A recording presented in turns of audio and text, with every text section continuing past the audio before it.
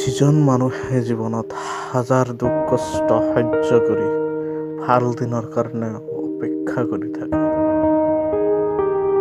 এদিন হ'লেও তাৰ ওচৰলৈ সকলো আহিব। কেৱল ধৈৰ্য আৰু সময়ৰ অপেক্ষা। জীৱনত সকলোতকৈ ডাঙৰ বস্তুটো যদি কেতিয়াবা হেৰাই যায়, তেন্তে দুখ কৰি লাভ নাই।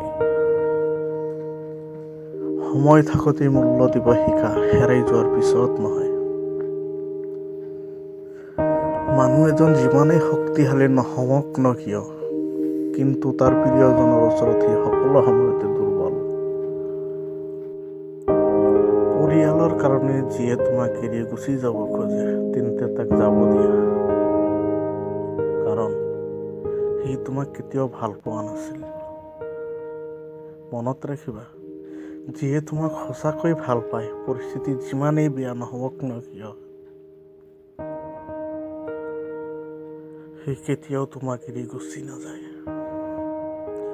জীৱনত কেতিয়াও কাৰোবাক সম্পূৰ্ণৰূপে বিশ্বাস নকৰিবা।